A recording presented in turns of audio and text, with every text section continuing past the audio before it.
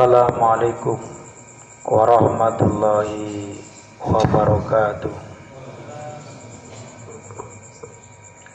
Bismillah walhamdulillah wassalatu wassalamu ala rasulillah habibillah wa nabiillah sayyidina Muhammad ibn Abdillah wa ala alihi wa sahbihi wa man walah la haula wala quwwata illa billah ba'da. Para hadirin wal hadirat, para santri sekalian, malam hari ini awal dari malam 10 kedua Ramadan yang oleh para ulama-ulama dibagi dan disebut sebagai puasa maghfirah, puasa pengampunan, kesempatan bagi santri-santri yang merasa dosanya besar, kesempatan memohon ampun yang sebenar-benarnya kepada Allah dengan taubatan nasuha. Nah, 10 hari ini disebut puasa maghfirah. Gunakan kesempatan ini. Jadi puasa kalian ini siang puasa, sholat 5 waktu berjamaah, buka, sholat maghrib, sholat awabin, sholat tobat, sholat hajat gandeng, isya, kemudian taraweh, kemudian tadarus. Malam sebelum sahur tahajud. Tapi tidak perlu dengan menambah witir. Karena dalam hadis Imam Ahmad bin Hanbal, beliau mengatakan dalam hadis, kalau Rasulullah SAW, la witroni filelatin, tidak ada 2 witir dalam satu malam. Imam Ahmad bin Hanbal menerangkan bahwa Rasul mengatakan tidak ada witir 2 kali dalam satu malam. Tapi witir itu boleh dikerjakan di awal waktu, di pertengahan waktu maupun akhir waktu. Witir ini sebetulnya sholat ganjil yang fungsinya menutup sholat malam. Tapi witir ini boleh dikerjakan di awal waktu.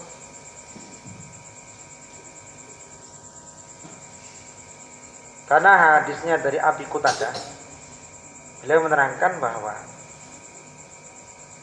dan hadis Abu Hurairah, aku diwasiati oleh Rasul untuk selalu melaksanakan sholat witir sebelum tidur. Jadi witir boleh dikerjakan setelah sholat isya langsung. Tapi nanti malam tidak perlu witir lagi. Kita tadi sudah witir, tadi nanti malam tinggal tahajudnya.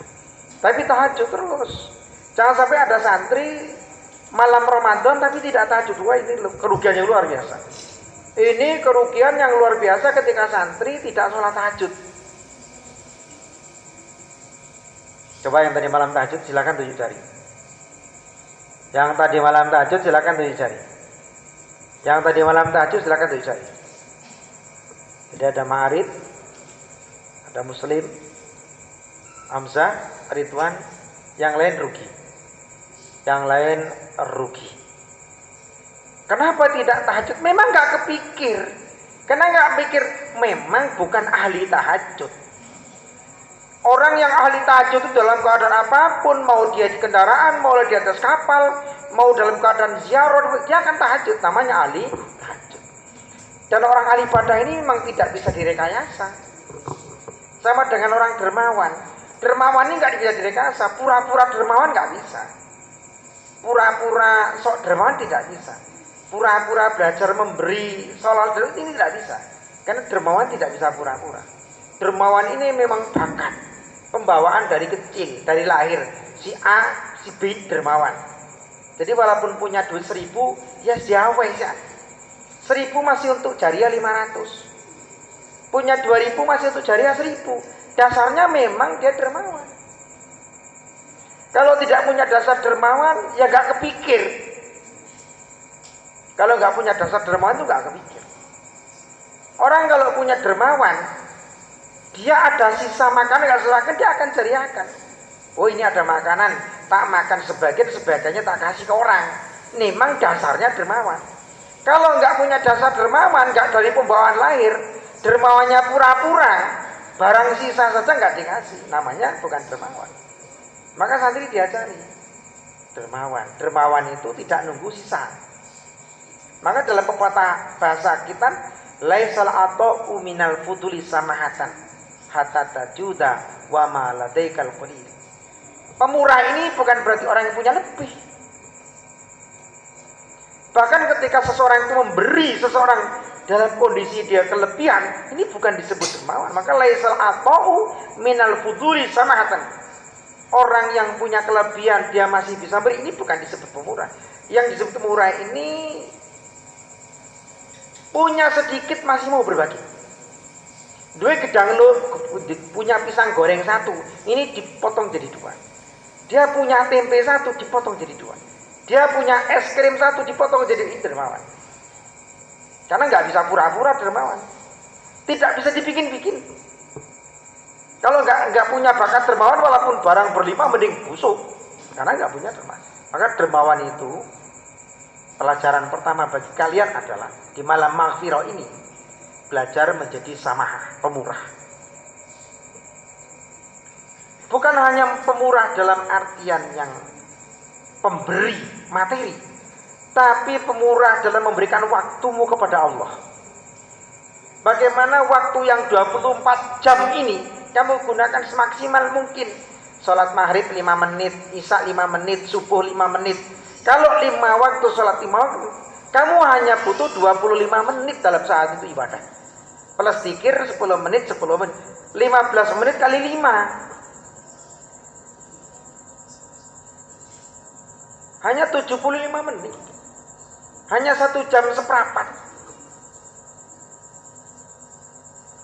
Nggak nyampe 1 jam seperempat. Itu dalam 24 jam semalam. Nah, gunakan waktumu ini untuk dunia, iya. Untuk Allah, iya. Maka kalau santri ini harus punya panggilan, Le. Santri itu kalau malam tahajud, kok ada santri Ramadan, kok mengatakan ini bukan santri, bukan. Santri kok malam Ramadan nggak ngerti tahajud, ini bukan santri. Santri Ramadan pagi kok nggak dua, ini bukan santri. Ada santri kok nggak ngerti sholat awabin, sholat tobat, sholat hajat, sholat tasbih, ini bukan santri. Lah tuh siapa namanya? Ya bukan santri. Kalau santri itu namanya macam-macam sholat ngerti, mana santri? Loh, di sini apa nggak dimengerti? Bukan hanya diberi ngerti, di sini dipraktekkan setiap hari. Awabinnya, tobatnya, hajatnya, tasbihnya, tahajudnya, duhanya, di sini dipraktekkan setiap hari. Siapa yang mempraktekkan, Pak? Kiainya. Kalau santrinya rasa-rasen. Kenapa rasa-rasen? Memang bukan ahli ibadah, bukan al-abid, bukan az-zahid, bukan al-alim. Loh, siapa terusan? Kalau alim juga tidak, kalau seorang zahid juga tidak, seorang abid juga tidak. Siapa mereka? Hamba dunia. Kalau santri dulu bilang Abdul Butun, hamba perut. Jadi dalam isi pola pikirnya adalah perut, perut, dan perut. Itulah yang paling ditekankan Sayyidina Ali karamallahu wajhah. Man kanat himmatuhu ma yadkhulu batnahu faqimatuhu ma yakhruju min batnih. Barang siapa yang hidupnya, mikirnya hanya isi perut saja, maka harga dirinya adalah yang keluar dari perutnya. Materi penting materi, penting sekali. Tapi kemurnian ibadah jauh lebih penting daripada segalanya. Kenapa? Karena memang Allah menerima yang murni. Allah tidak ingin disekutukan dengan siapapun. Allah tidak kepingin ditandingkan dengan siapapun. Maka mana la ilaha itu la ilaha illallah, la ma'buda mawjudun illallah. Tidak ada yang disembah yang ada kecuali Allah. La didda wala nida wala syarikalah. Tidak ada tandingan, tidak ada sepadanan, dan tidak ada sekutuan baginya. Ini makna la ilaha illallah. Maka luangkan waktumu ya untuk dunia, untuk Allah, dan untuk akhirat.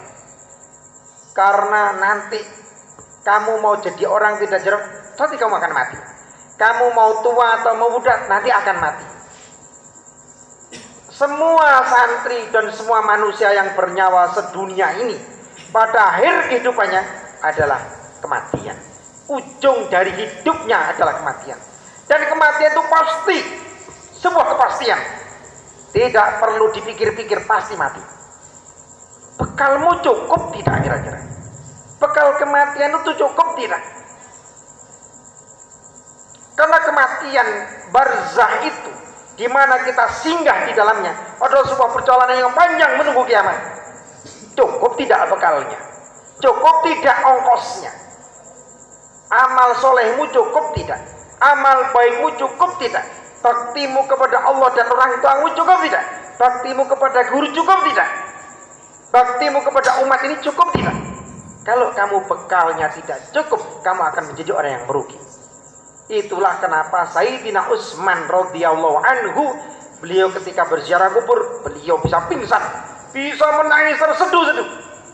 Sampai sahabat bertanya, "Ya Utsman, kenapa engkau ketika berziarah ke kubur selalu menangis?" Utsman mengatakan, "Al-qabru awalun min manazil akhirah wa akhirun min manazil dunya. Faman naja fihi fama ba'dahu aisyar wa man lam yanju fihi fama ba'dahu asyaddu." Kubur ini awal dari kehidupan akhirat, dan kubur ini adalah akhir dari kehidupan dunia. Siapa yang selamat di dalam kubur ini, ke belakangnya akan jauh lebih mudah. Tapi siapa yang tidak selamat di dalam kubur ini, ke belakangnya akan jauh lebih sulit. Sahabat itu memahami hakikat arti sebuah kuburan. Para sahabat, para tabi'in, tabi'in, para aulia memahami apa arti sebuah barzah. Mati ini bukan sebuah kematian yang tiada, yang hilang lenyap sirna begitu saja. Tapi mati adalah an-naqlu min dari ila darin akhar, perpindahan satu alam ke alam lain.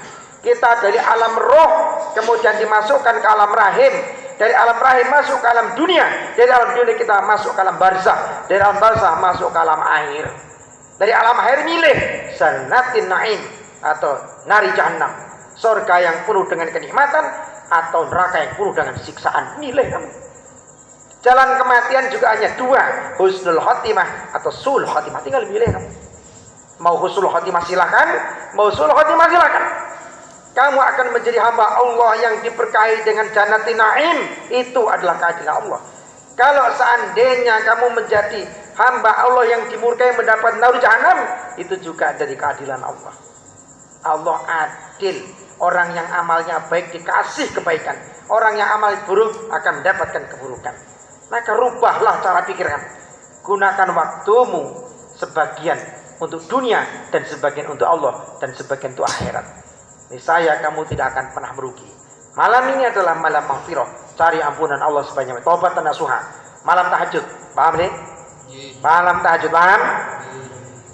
Terima kasih. Assalamualaikum warahmatullahi wabarakatuh.